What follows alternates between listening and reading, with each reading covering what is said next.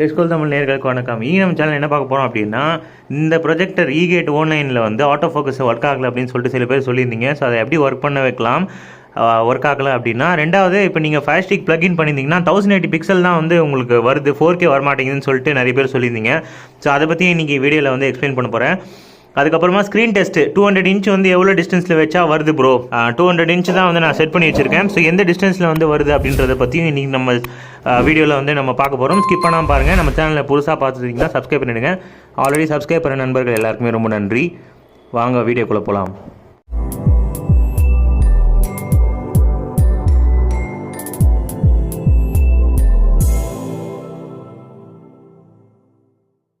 So first auto focus on பண்ணணும்னா நீங்கள் just ஒரு ஷேக் பண்ணுங்கள். கைரோஸ்கோப் சென்சர் வந்து ஆக்டிவ் ஆகி ஆட்டோமேட்டிக்காக ஆன் ஆகிடும். ஆட்டோ ஃபோக்கஸாக இருக்கட்டும், இல்லை வந்து நீங்கள் கீஸ்டோன் கரெக்ஷனோ. பட் இந்த மாதிரி சைடில் வச்சிங்கன்னா ஒர்க் ஆகாது. இப்போ பாருங்கள், சைடில் வச்சுருக்கேன். ஸோ அதால் ஃபோக்கஸ் பண்ண முடியாது. உங்களுக்கு வந்து கீழே எரர் மெசேஜ் வந்துடும், காட்ட முடியல அப்படின்னு சொல்லிட்டு. ஸோ எப்பயுமே ஸ்ட்ரெயிட்டாக வைங்க, சரிங்களா? இப்போ ஸ்ட்ரெயிட்டாக வச்ச உடனே ஆட்டோமேட்டிக்காக அதே வந்து கண்டுபிடிச்சிடும் பாருங்கள். ஸோ நம்ம சேஞ்ச் பண்ண உடனே அங்கே பாருங்கள், ஆட்டோ ஃபோக்கஸும் கீஸ்டோன் அட்ஜஸ்ட்மெண்ட்டும் வந்து ஆன் ஆகிடுச்சு. இப்போ லென்ஸ் மூலிமா அது கரெக்டாக அதுவே அட்ஜஸ்ட் பண்ணிக்கும். நம்ம எதுவுமே பண்ண தேவையில்ல, கரெக்டாக அட்ஜஸ்ட் ஆகுது. நீங்கள் வந்து ஒரு 4 to 4.5 ஃபீட்டுலேருந்து 5 ஃபீட் வரைக்கும் வச்சுட்டு போனீங்கன்னா அதுவே அட்ஜஸ்ட் ஆகிடுது. அதுக்கு மேலே போச்சிங்கன்னா கேமராவால் கரெக்டாக பண்ண முடியல. ஸோ நான் அதுவும் மென்ஷன் பண்ணிடுறேன். ஸோ ஆட்டோ ஃபோக்கஸ்க்கு தனியாக வந்து உங்களுக்கு ப்ரொஜெக்ஷன் பட்டனை நீங்கள் ப்ரெஸ் பண்ணிங்க அப்படின்னா projection mode, automatic keystone, manual keystone ரெண்டுத்தையும் வந்து ஆனில் வச்சுக்கிட்டு ப்ரொஜெக்ஷன் டிஸ்டன்ஸ் வந்து ஐடியெல்லாம் வந்து ஒரு 7 அடி இல்லை 8 அடி கூட நீங்கள் எடுத்துகிட்டு போகலாம். 8 அடியில் சில நேரத்தில் வந்து கேமரா வந்து don't keep the camera very long அப்படின்ற மாதிரி ஒரு எரர் மெசேஜ் வருது. ஸோ 7 அடியில் வச்சிங்க அப்படின்னா உங்களுக்கு வந்து ப்ரொஜெக்ஷன் வந்து ஆட்டோமேட்டிக்காக கீஸ்டோனும் ஃபோக்கஸ் வந்து ஒர்க் ஆகும். ஃபோக்கஸ் வந்து எவ்வளோ டிஸ்டன்ஸில் வச்சுருந்தாலுமே ஒர்க் ஆகுது, நான் பார்த்தேன். பட் கீஸ்டோன் பொறுத்த வரைக்கும் கொஞ்சம் கிட்ட டிஸ்டன்ஸில் தான் இது வந்து நல்லா ஒர்க் ஆகுது. தூர டிஸ்டன்ஸில் வந்து ஒர்க் ஆகலை. நான் சில சாம்பிள்ஸ் வீடியோஸ் வந்து உங்களுக்கு ப்ளே பண்ணி காமிச்சது வச்சு உங்களுக்கு கிளியராக தெரியும். ஸோ ஆட்டோ கீஸ்டோன் வந்து எனேபிள் பண்ணி வச்சுட்டு அதுக்கப்புறமா நீங்கள் வந்து ஒர்க் ஆகுதா பாருங்கள். இன்னொன்று, அதில் வந்து ஒரு சின்ன பேப்பர் மாதிரி ஒன்று வச்சுருப்பாங்க, கவர் மாதிரி. ஸோ இதில் வந்து கவர் இருந்திருக்கும், நீங்கள் வந்து அதை ரிமூவ் பண்ணிவிடுங்க. அப்போ தான் கேமரா வந்து கிளியராக வந்து விசிபிலிட்டி இருக்கும், சரிங்களா? ஸ்க்ரீன் டெஸ்ட் வந்து பார்த்துருவோம். ஸோ இப்போ இந்த ரூமோட டிஸ்டன்ஸ் வந்து 10 ஃபீட்டு, சரிங்களா? 10x9. ஸோ 10 ஃபீட்டு வந்து இந்த சைடு. ஸோ இங்கே வந்து உங்களுக்கு கரெக்டாக வந்து 9 ஃபீட் இருக்குது. ஸோ 9 ஃபீட்டில் தான் நான் ப்ரொஜெக்டர் வந்து வச்சுருக்கேன். ஸோ இப்போ அதில் பாருங்கள், 200 இன்ச்சு வந்து ஃபுல்லாக ப்ரொஜெக்ட் பண்ணியிருக்கேன். டியூப்லைட் வந்து போட்டிருக்கேன், 9 வாட்ஸ் டியூப்லைட், சரிங்களா? ஸோ அப்பயும் விசிபிலிட்டி எப்படி இருக்குது அப்படின்னு சொல்லிட்டு பாருங்கள். இன்னொரு விஷயம், பிக்சர் செட்டிங்ஸ் வந்து சொல்லுங்கள் ப்ரோ அப்படின்னு சொல்லிட்டு நிறைய பேர் கேட்டிருந்தீங்க. ஸோ கரெக்டான பிக்சர் செட்டிங்ஸ் வந்து இந்த பர்டிகுலர் ஈகேட் 09க்கு வந்து என்ன அப்படின்றத நான் சொல்கிறேன்.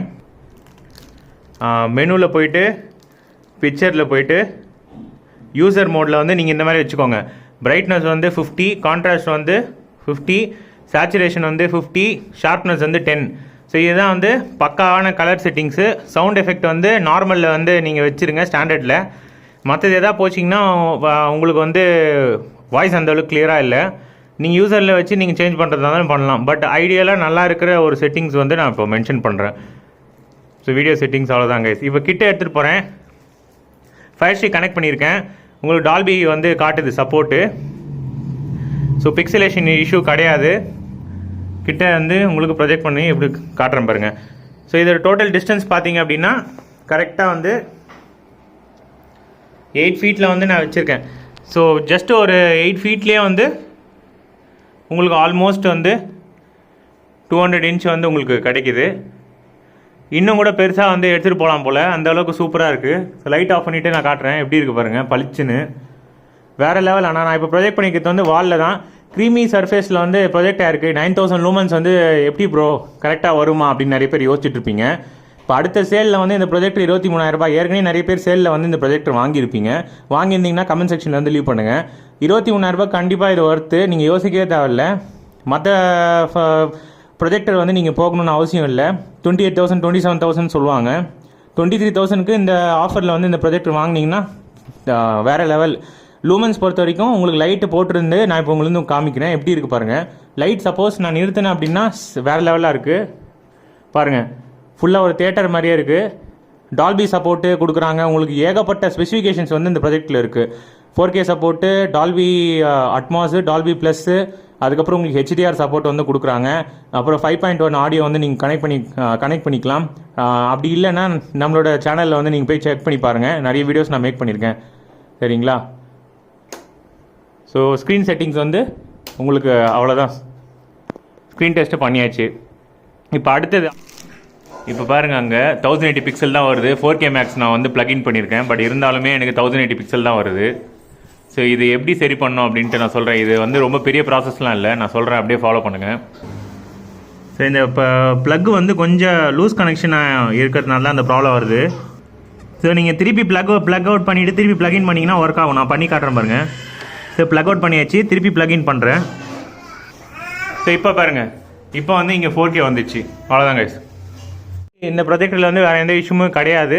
என்னை பொறுத்த வரைக்கும் இந்த ப்ரொஜெக்டர் வந்து நீங்கள் தாராளமாக வாங்கலாம். டிஸ்கிரிப்ஷனில் வந்து லிங்க் கொடுக்குறேன், இப்போ பர்ச்சேஸ் பண்ணிக்கோங்க.